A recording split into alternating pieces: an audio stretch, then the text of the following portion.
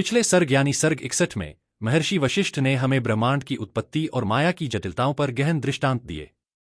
उन्होंने समझाया कि कैसे माया से परे जाकर आत्मज्ञान की प्राप्ति ही जीवन का वास्तविक उद्देश्य है। आज हम सर्ग 62 की ओर बढ़ते हैं, जहां गुरु वशिष्ठ और भी गहरे रहस्यों को उजागर करते हैं।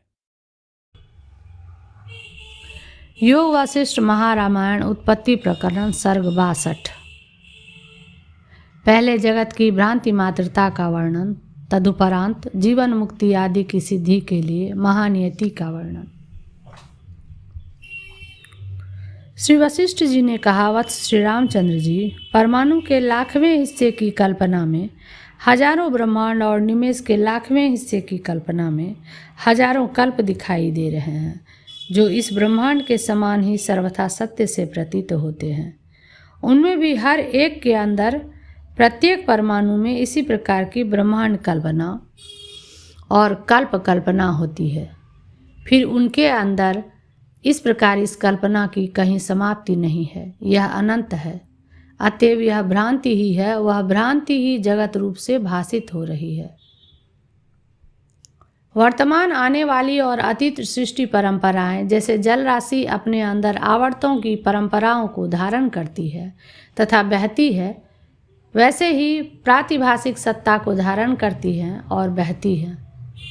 इस महामरु रूपी जगत में जैसे मरुभूमि में तटवर्ती वृक्षों और लताओं से गिरे हुए फूलों की कतार से भरी हुई मिथ्या नदी प्रतीत होती है, वैसे ही सृष्टि शोभा भी मिथ्या ही है। यानी मरुभूमि में पहले जल नदी ही मिथ्या है, फिर उसके तटवर्ती वृक्ष और लताएं एवं उनके द्वारा बरसाए गए फूलों का समुदाय कहाँ। सारी की सारी परंपरा मिथ्या है, वैसे ही यह सृष्टि शोभा भी मिथ्या परंपराओं से पूर्ण है। स्वप्न और इंद्रजाल के नगर के तुल्य, औपन्यासिक नगर और पर्वत के तुल्य, मनोरथ से कल्पित पूर्व और पर्वत के सदृश अथवा संकल्प के तुल्य असत ही यह सृष्टियों के अनुभव की भूमि प्रतीत होती है। तत्वज्ञान होने से संपूर्ण भ्रांतियों के निवृत्त होने पर तत्वज्ञानियों की देह स्थिति का संभव नहीं है, ऐसी श्री रामचंद्र जी शंका करते हैं। श्री रामचंद्र जी ने कहा, हे ज्ञानियों में सर्वश्रेष्ठ, पूर्वोक्त प्रकार के सम्यक विचार से एक अद्वितीय ब्रह्म के अभेद से निर्विकल्प आत्मज्ञान होने पर तत्वज्ञानियों के भी शरीर यहाँ पर किस लिए रहते हैं? यदि कहिए दैव से आक्रांत राजा बलि आदि के समान वे यहाँ रहते हैं, तो वह भी नहीं हो सकता, क्योंकि तत्वज्ञानियों के ऊपर दैव की क्या दाल गल सकती है।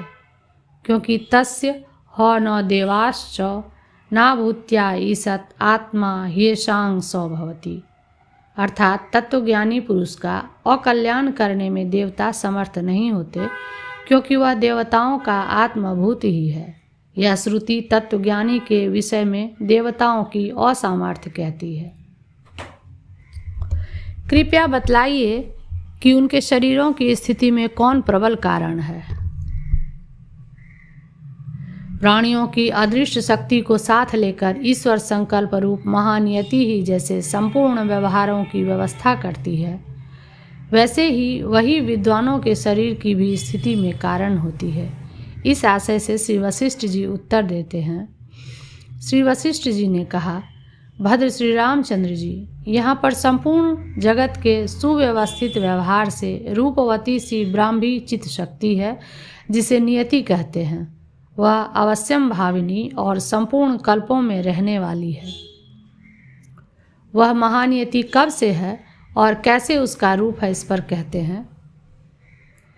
सृष्टि के आदि में अग्नि आदि को इस प्रकार से उष्णता, ऊर्ध्व ज्वलन आदि स्वभाव से सदा रहना चाहिए। यूँ परमात्मा ही स्वयं संकल्पात्म वृत्ति रूप पदार्थ वैचित्र को अप्रतिहत रूप से प्राप्त होता है, वही नियति है।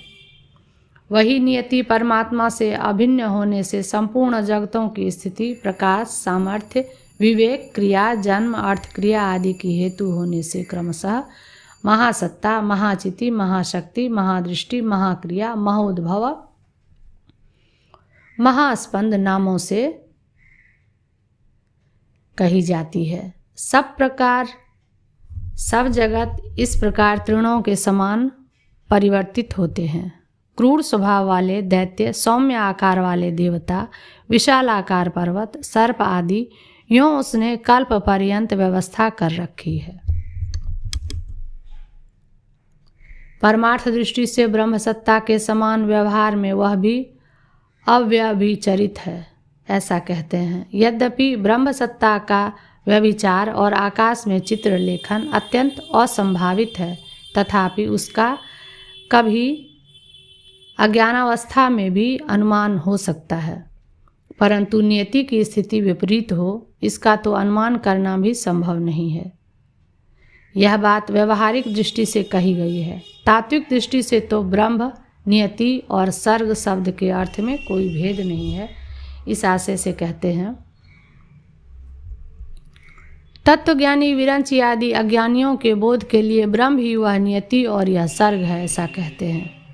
यदि कोई शंका करे कि ब्रह्म अचल है और सृष्टि चंचल है, इसलिए उन दोनों की एकता कैसे हो सकती है, उस पर कहते हैं, जैसे आकाश में वृक्ष आकाश को पूर्ण करके स्थित है, वैसे ही यह सृष्टि आदि मध्य और अंत रहित तथा अचल ब्रह्म को पूर्ण करके स्थित है।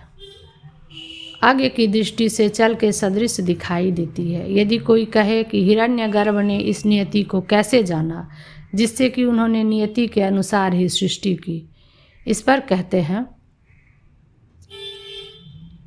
जैसे स्फटिक शिला के अंदर प्रतिबिंबित वन पंक्तियां रहती है, वैसे ही माया शबल ब्रह्म में स्थित हिरण्यगर्भ ने जैसे सोया हुआ पुरुष अपने में स्वप्न कल्पना के आधार आकाश को देखता है, वैसे ही नियति रूपी भावी सृष्टि को देखा। जैसे अंगी देह में अंगों को देखता है,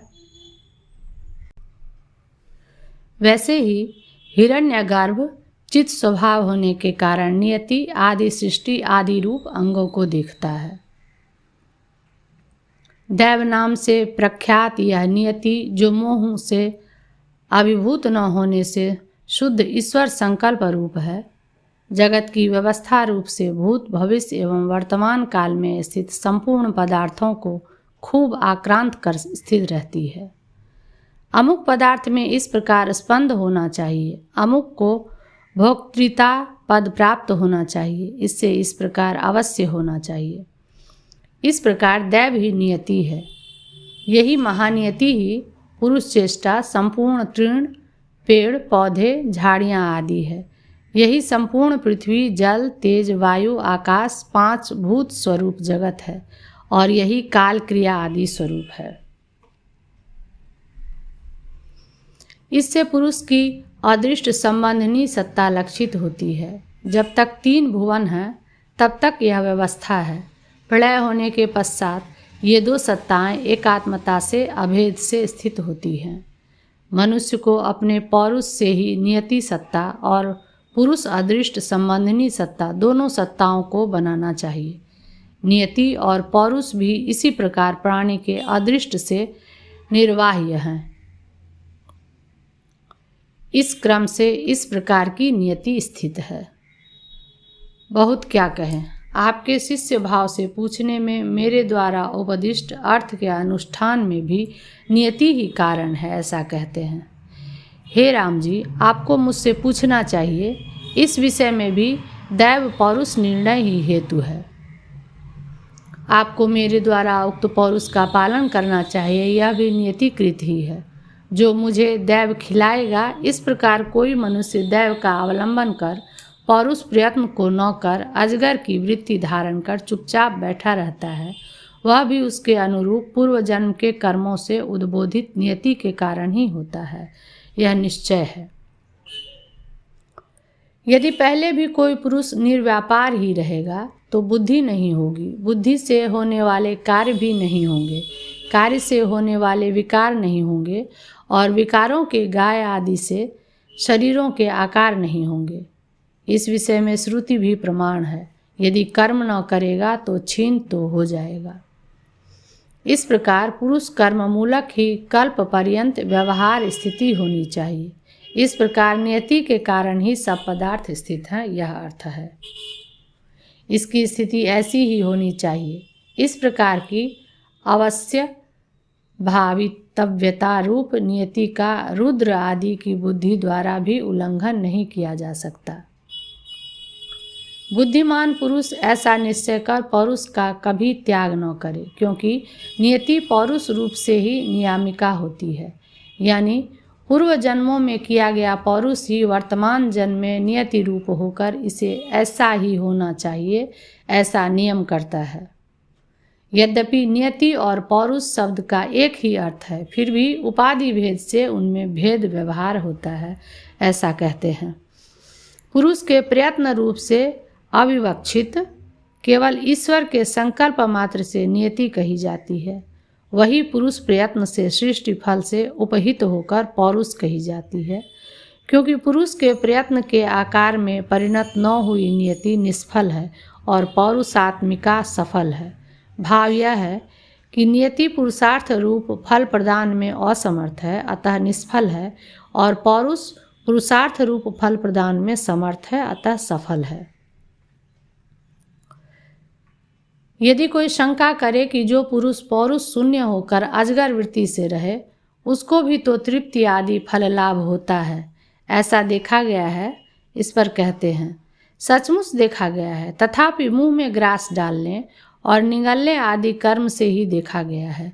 जो नियति से मुझे तृप्त हो जाएगी, यूँ सोचकर मूक बनकर अकर्मण्य होकर पौरुष शून्य रहता है, वह कदापि तृप्त नहीं हो सकता। जो वह क्षुधा से व्याकुल होकर कुछ काल तक जीता है, वह प्राण चलन आदि पुरुष प्रयत्न से ही जीता है। पौरुष के बिना कदापि तृप्ति आदि नहीं हो सकते, यह भाव है। यदि निर्विकल्प समाधि में चित्त को शांति प्रदान करने वाला प्राण निरोध करता रहता है और उस प्रयत्न से साधु होकर यदि मुक्ति पा जाता है, तो वह मुक्ति प्राप्ति भी प्राण निरोध आदि पौरुष का ही फल है। इसलिए पौरुष के बिना किसी भी फल की प्राप्ति नहीं हो सकती। इसलिए शास्त्रीय पौरुष में तत्पर होना श्रेय का कारण होने से साधन रूप से श्रेयस्कर है और अत्यंत अकर्मण्यता रूप मोक्ष फल रूप से श्रेय है। इन फल और साधन रूप श्रेयों की अपेक्षा ज्ञानियों का पक्ष सबल है, यानी कार्य सहित अविद्या के विनाश में समर्थ है। इस तरह दुख रहित ही उनकी नियति है। जो यह दुख रहित नियति है, वह यदि ब्रह्म सत्ता की आभा में यानी स्फूर्ति में प्रयत्न से स्थिर की जाए, तो वही परम शुद्ध नामक परम गति, जिसे श्रुति सा कष्टा सा परागति कहती है, प्राप्त ही हो गई। इसमें तनिक भी संदेह नहीं है। जैसे पृथ्वी के अंदर स्थित जल की सत्ता तृण लता वृक्ष झाड़ियों से स्फुरित होती है, वैसे ही सर्वव्यापक ब्रह्म ही पूर्वोक्त नियति के विलासों से, जो कभी नष्ट नहीं होते, स्फुरित होता है। 62वां सर्ग समाप्त। अगर आज का सर्ग आपको ज्ञान और शांति का एक नया अनुभव दे गया हो, तो इसे दूसरों के साथ भी साझा कीजिए और हमारे चैनल वशिष्ठ पथ को सब्सक्राइब कर लीजिए, ताकि आने वाले सर्ग और गुरु वशिष्ठ के शिक्षाओं से आप जुड़े रहें। इस यात्रा में हम हर बार नई बातों को खोजते हैं, जिनसे हम जीवन के गूढ़ रहस्यों को समझ सकते हैं।